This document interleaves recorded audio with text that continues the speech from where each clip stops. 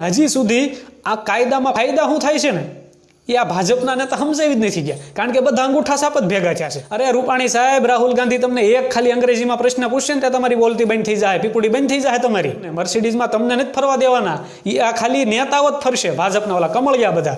એટલે એના જ મર્સિડીમાં ફરવાનું છે. ખેડૂતના દીકરા મર્સિડીઝમાં ન ફરે તો એને સારું ન લાગે. ગુજરાતના ખેડૂતોની જે માસિક કમાણી છે ને 24,000 રૂપિયા છે, 24,000. અને યાદ રાખજો, તળાજાવાળાને મારે કહેવાનું છે, તળાજાના ખેડૂતોને ખબર છે ને 2 વર્ષ પહેલા ઘમઘમાટી બોલી ગઈ હતી, એ આજ સરકારે ધોકા માર્યા હતા. નમસ્કાર મિત્રો, જય હિન્દ, જય જવાન, જય કિસાન. હું છું ધર્મેશ બારોટ અને ઘણીવાર તમે મને લોકોએ ફેસબુકમાં જોયો જ હશે, ઘણીવાર નિહાળ્યો હશે. આની પહેલાં આપણે રોડ બાબતે થઈને રાજ્ય સરકાર સામે જે મોરચો માંડ્યો હતો એમાં આપણને મહદઅંશે ક્યાંક સફળતા મળી હતી. હજી લડત લડવાની બાકી છે. તે આપણી ઉપર એક બીજી ફરજ આવી ગઈ છે કે અત્યારે જે ખેડૂત ઉપર જે સંકટ આવ્યું છે, જે દિલ્હીમાં અત્યારે ખેડૂત આંદોલન કરે છે પોતાના હકને લઈને, અને એક ખેડૂતને સપોર્ટ કરવાનો અત્યારે સમય આવી ગયો છે. મિત્રો, હું ખેડૂત તો નથી, પણ મેં ખેડૂતનું અનાજ ખાધું છે, એટલે મારી ફરજ છે કે અત્યારે હું ખેડૂતને સપોર્ટ કરું. આ જે કિસાન અત્યારે દિલ્હીમાં આંદોલન કરે છે એને સપોર્ટ કરવાનો અત્યારે સમય આવી ગયો છે. એટલે ગુજરાતના દરેક વ્યક્તિને કહું છું, જે વ્યક્તિ આ જોવે છે, માત્ર આ લડત છે એ ખેડૂત પૂરતી નથી, આ દરેક વ્યક્તિ માટે છે. મિત્રો, આ જે કાળા કાયદા જે સરકાર લાવી છે આને તમે સમજશો ને ત્યારે ખબર પડશે. બાકી હજી જે ગોબર ભક્તો છે ને એને આ કાયદામાં કાંઈ ખબર નથી, એમ જ કહેશે કે ભાઈ ખેડૂતનું ભલું થાય, પણ ખરેખર એવું નથી. આમાં જે ટેકાના ભાવ છે એમાં ક્યાંય આની ટેકાના ભાવની ગેરંટી નથી. મિત્રો, 2014માં જ્યારે અદાણી અને અંબાણી છે ને ભારતીય જનતા પાર્ટીને કામ આવ્યા હતા ને પ્રચારમાં, જ્યારે એણે પૈસા ખર્ચ્યા હતા ને ભારતીય જનતા પાર્ટી માટે, એના માટે અત્યારે આ સરકાર બદલો ચૂકવે છે કે ભાઈ તમે 2014માં જ્યારે અમને કામ આવ્યા હતા, પ્રચારમાં પૈસા આપ્યા હતા, ખૂબ ધનવર્ષા કરી હતી, એટલે અમે તમને 10 ગણું કરીને આપશું એમ. એટલે આ લોકો અત્યારે અદાણી અંબાણીને ખૂબ પૈસાવાળા કરે છે. લોકડાઉનમાં તમે જુઓ, ભારતની અંદર દરેક સેક્ટર માઇનસમાં હતા, દરેક ઉદ્યોગપતિ માઇનસમાં જતા હતા, બધા વેપારીઓને ખોટ જતી હતી. ત્યારે આ ભડના દીકરા 2+ હાલતા હતા, અદાણી અંબાણી. કેમ એવું? એ કંઈ હું ઉપરથી ટીપક્યા છે, એ કંઈ ઇન્દ્રદેવે એને મોકલ્યા છે, તો ઈદ 2+ લે ને બાકી બધા માઇનસમાં જાય. આ કંઈક મોનોપોલી મિત્રો સમજવા જેવી છે કે અત્યારે જે મોસ્ટ ઓફલી એક વિચારી લો કે પેટ્રોલિયમ છે એ બધું અંબાણીને સોંપી દીધું, બંદરો બધા અદાણીને આપી દીધા, એરપોર્ટ બધા અદાણીને આપી દીધા. અમદાવાદની જ ઘટના જોઈ લો હજી. એટલે ટૂંકમાં બધું અદાણી અંબાણીના હાથમાં જાય છે, અને આપણા હાથમાં કાંઈ ઠુલ્યો નથી થવાનું. આ 100%ની વાત છે, લખવી હોય તો લખી નાખજો. અને અત્યારે જે ખેડૂતને બરબાદ કરવાના ધંધા લોકો જે ચાલુ કર્યા છે, પણ એને ખબર પડી ગઈ છે ખેડૂતો માથાનો ભટકાણો છે, કારણ કે આ દેશનો ખેડૂત વિફર્યો છે. જે રીતે જે કિસાનને પોતાનો હક આપવો જોઈએ, આ એની બદલે લૂંટવા બેઠા છે ખેડૂતોને.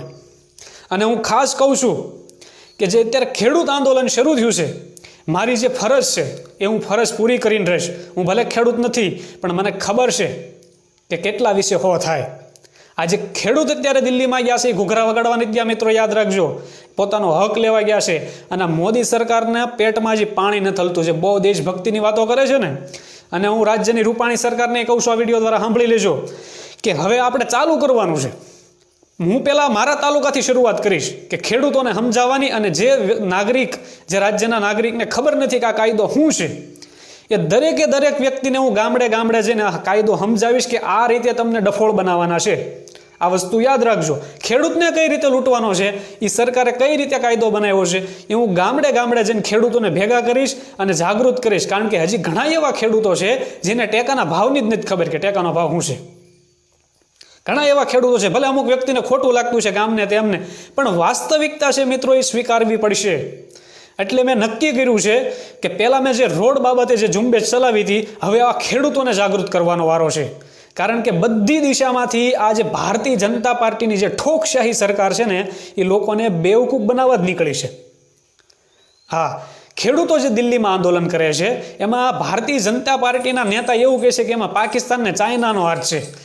અલા 2014 પહેલાં જ્યારે ભારતીય જનતા પાર્ટી ભારત બંધનું એલાન આપતી હતી, ત્યારે હિંસા થતી હતી, તોડફોડ થતી હતી, દેશની ખોટ, અર્થતંત્ર ઉપર ખોટ પડતી હતી. ત્યારે તમારી પાસે પાકિસ્તાન ચાઇનાનો હાથ હતો.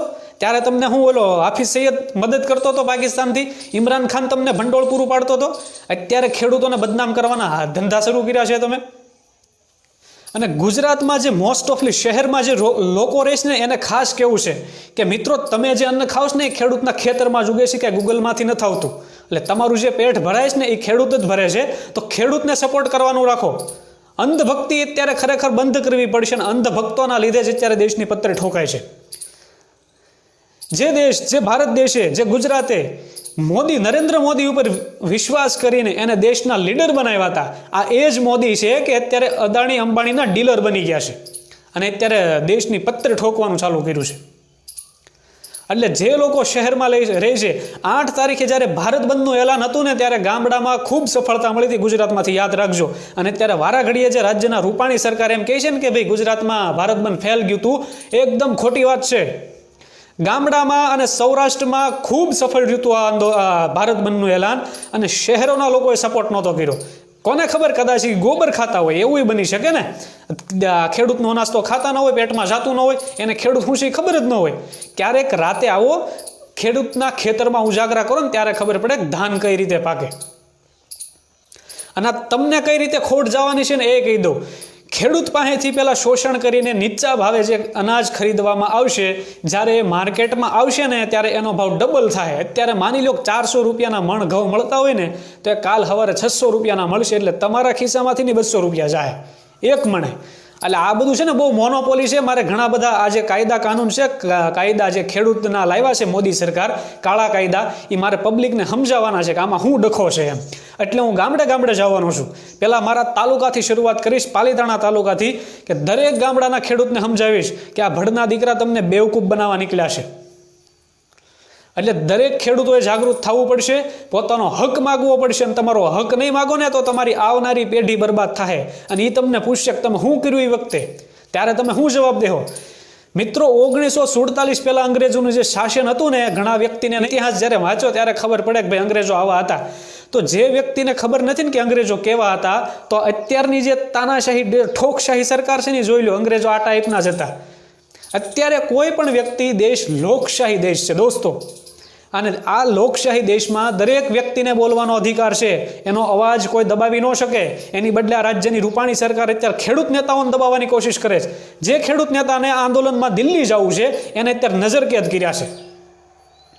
આનો ચોખ્ખો મતલબ એવો થાય છે કે રાજ્યની રૂપાણી સરકારને બીક ગળી ગઈ છે મગજમાં આવે કે આ લોકો હવે મૂકવાના નથી અને મૂકશે નહીં. કારણ કે અત્યાર સુધી માત્ર ને માત્ર ખેડૂતના નામે તમે રોટલા શેક્યા છે. એક ખેડૂતને પાક વીમો નથી આપ્યો. અને જે ખેડૂત હાઈકોર્ટમાં જાય છે પોતાના હક માટે, અને તમે વીમા કંપનીની તરફદારી કરો છો, એ જ તમે અંગ્રેજ સરકાર છો, યાદ રાખજો. એટલે દરેક મિત્રોને વિનંતી છે કે ખેડૂતનો સહયોગ કરો. મિત્રો આવનારા દિવસોમાં જ ઘણું બધું કહેવાનું છે અને તાલુકાના દરેક ગામડામાં આવે આ મિટિંગો કરવાની છે, ખેડૂતોને જાગૃત કરવાના છે.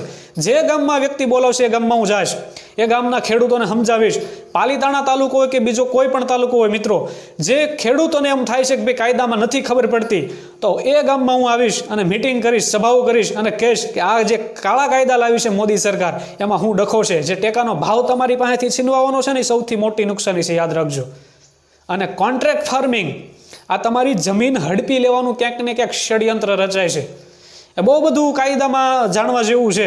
પણ હજી સુધી આ કાયદામાં ફાયદા શું થાય છે ને એ આ ભાજપના નેતા સમજાવી જ નથી ગયા. કારણ કે બધા અંગૂઠા સાપ જ ભેગા થયા છે.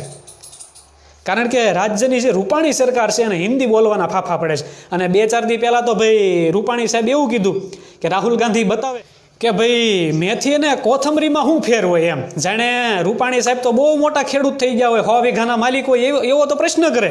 રાહુલ ગાંધીને પાછા પ્રશ્ન કરે એમ. અરે રૂપાણી સાહેબ, રાહુલ ગાંધી તમને એક ખાલી અંગ્રેજીમાં પ્રશ્ન પૂછશે ને ત્યાં તમારી બોલતી બંધ થઈ જાય, પીપુડી બંધ થઈ જાય તમારી. મને કહો તમે, તમને ગુજરાતીમાં ને હિન્દી ને ગુજરાતીમાં શું ફેર હોય એ મને કહો. હાલો તમે અને કા એ કહો કે કોથમરીમાં અને ગાજરના પાંદડામાં શું ફેર હોય એ કહો. તમને બહુ ખબર પડે છે ને ખેડૂત વિશે, તો એ કહો કે કોથમરીમાં અને ગાજરના પાંદડામાં શું ફેર હોય. ત્યાં નહીં ખબર પડે.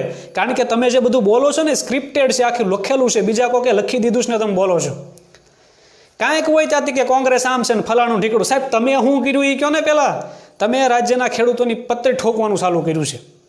અત્યારે ખેડૂત નેતાઓને નજરકેદ કરવાનું ચાલુ કર્યું છે, કોઈને દિલ્હી જવા નથી દેતા. એટલે આ જે તાનાશાહી છે, જે આ ઠોકશાહી છે, ગુજરાતમાં વધી ગઈ છે. રૂપાણી સરકાર ચારે દિશામાંથી ઘેરાઈ ગઈ છે અત્યારે. મિત્રો આ કાયદા બહુ સમજ્યા જેવા છે. જે લોકોને આપણે દરેક ગામડામાં જવાનું છે. અત્યારે તાલુકાથી મારા તાલુકાથી શરૂઆત કરીશ કે ભાઈ મારા તાલુકાના ખેડૂતને જ પહેલાં જ ખબર પડવી જોઈએ ને.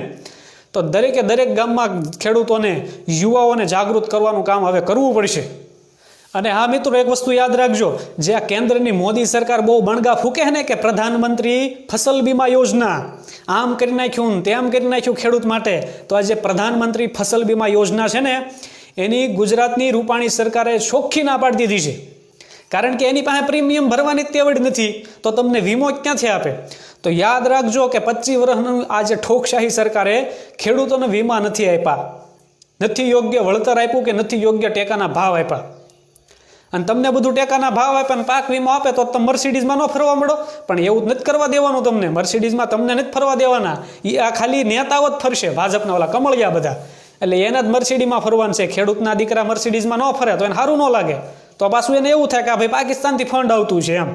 આ અત્યારે જે દિલ્હીમાં આંદોલન હાલે છે એમાં મર્સિડીઝ ને એવું બધું દેખાણું ને ત્યાં જે ગોદી મીડિયા છે ને એ બધાની આમ બળી ગઈ એમ કે ભાઈ લે આ લે કે ખેડૂત પાસે ભાઈ ક્યાંથી આ બધી મર્સિડીઝ ની આવી? કેમ ખેડૂતને ખાલી ફાટલી ધોતી જ પહેરવાની છે? એના છોકરા ભણેલા ગણેલા ન હોય? તો આ જે ગોદી મીડિયા દ્વે અત્યારે જે પ્રોપેગેન્ડા ચલાવે છે ને એનું બહુ ધ્યાન રાખવું પડશે. અને પાછા ઓલા રાજ્યના ભાજપના પ્રદેશ અધ્યક્ષ પાટીલ બાબુ જે હમણાં તાજા બન્યા છે, મોટા દેશભક્ત કહે છે પાછા પોતાની જાતને એમ. એમ કહે છે કે ગુજરાતના ખેડૂતોની જે માસિક કમાણી છે ને 24,000 રૂપિયા છે. 24,000. જે ખેડૂતનો દીકરો આ વિડીયો જોતો હોય ને એને વિનંતી છે કે તમે કોમેન્ટમાં મને જવાબ આપો, તમારી આવક 24,000 છે. આ બળના દીકરા તો બહુ મોટી વાતો કરે છે આમાં. પણ મિત્રો, કેન્દ્ર સરકાર એવું કહે છે કે ખરેખર ગુજરાતના જે ખેડૂતો છે ને એની માસિક આવક, મહિનાની આવક 3500 રૂપિયા છે. તો પાટીલ ભાવ હાશા કે કેન્દ્ર સરકારનો રિપોર્ટ હાશો? આ નક્કી નથી થતું. પણ પાછું હોય છે કે ભાઈ આ બધા દેશભક્તો છે એટલે માનવું પડે એમ. ખોટું કેટલું બોલે તો જોવા ખોટી નવ કે મહિને ખેડૂતોની આવક 24,000 રૂપિયા છે. તો આ ખેડૂતનો દીકરો 500 કિલોમીટરના અમથા પલ્લા કાપતો હોય, 24,000 આવક હોય તો ખેડૂતનો દીકરો ખેતી ન કરે? શું કામ એને સુરત અમદાવાદ જવું પડે રળવા હાટું થઈને? 24,000 આવક હોય તો. એટલે સાહેબ મૂર્ખા બનાવવાનું બંધ કરી દો. હવે ગુજરાતની જનતા મૂર્ખ નથી. અને આવનારો સમય આવે જો બધું થાળે પાડી દેવાનું છે. તમે જે અત્યારે લૂંટવાનું ચાલુ કર્યું છે ને ચારે દિશામાંથી, માસ્કના નામે અને હેલ્મેટના નામે બધી રીતે ટૂંકમાં તમે જધવાનું ચાલુ કર્યું છે. એ હવે આવનારા દિવસોમાં તમને ખબર પડશે. જે દરેક ખેડૂતનો દીકરો જે વિડીયો જોવે છે, નો ખેડૂત હોય ને એને કહું છું કે મિત્રો આ વિડીયોને વધુમાં વધુ શેર કરો. આ જગતના તાતની સમસ્યા છે, એની સાથે સાથે આપણી પણ સમસ્યા છે. જો જગતનો તાત નહીં હોય ને તો આપણે નહીં હોય. યાદ રાખજો, ખેતરની અંદર અનાજ જ નહીં ઉગે, તમે ખાવાના શું છો એ મને કહો. એટલે મિત્રો, સમય આવી ગયો છે કે ખેડૂતને દરેક વ્યક્તિ સહયોગ કરે. આ આંદોલન માત્ર ખેડૂતનો નથી, આપણું પણ છે. અને જાગૃત થવું પડશે. કારણ કે દરેક ક્ષેત્રમાં શિક્ષણ હોય, આરોગ્ય હોય, કૃષિ હોય, ઇન્ફ્રાસ્ટ્રક્ચર હોય, ગ્રામીણ વિકાસ હોય, આ બધા ક્ષેત્રમાં રાજ્યની રૂપાણી સરકાર ફેલ ગઈ છે. અને અત્યારે પહેલી વાર એવું બન્યું છે કે ભારતની અંદર જે અત્યારે આંદોલન શરૂ થયું છે ખેડૂતોનું, એ વિશ્વનું મોટું આંદોલન કહેવાય છે. એવું અત્યારે કહેવાય છે કે વિશ્વનું મોટું આંદોલન બની ગયું છે. હજારો લાખોની સંખ્યામાં વાહનો છે, લાખોની સંખ્યામાં પબ્લિક છે, ખેડૂતો છે. અને પોતાનો હક માગવા માટે દિલ્હીના કાંગરા ઉપર અત્યારે ઊભા છે બધા. આમ ગુજરાતના ખેડૂતોને કહેવું છે મારે કે બને ને એટલી વધારે સંખ્યામાં દિલ્હી જાઓ અને જરૂર પડીને તો હું આવીશ. અત્યારે મારો ટાર્ગેટ એક જ છે કે પાલીતાણા તાલુકાથી હું શરૂઆત કરું, મારા તાલુકાથી, કે મારા તાલુકાનો ખેડૂત સમજદાર બને. અને યાદ રાખજો, તળાજાવાળાને મારે કહેવાનું છે, તળાજાના ખેડૂતોને ખબર છે ને 2 વર્ષ પહેલા ઘમઘમાટી બોલી ગઈ હતી, એ આ સરકારે ધોકા માર્યા હતા. તમે તમારો હક લેવા નીકળ્યા હતા અને આ તમારી ઉપર ધોકાવાળી કરતા હતા. એટલે તળાજાના ખેડૂતો યાદ રાખજો, એ બધું ભૂલતા નહીં. આવનારા સમયમાં બધું વ્યાજ સહિત આપવાનું છે. એટલે દરેક વ્યક્તિને વિનંતી છે કે ખેડૂતોને સહયોગ કરો. હું મારી રીતે જે મારી ફરજ અદા થાય એવું હું કરીશ. મારા તાલુકાથી શરૂઆત કરીશ અને વધારે જરૂર પડશે તો આપણે દિલ્હી જાઉં અને આ ગુજરાત મોડલનો ભાંડો ફોડી નાખશું. એ 100%ની વાત છે.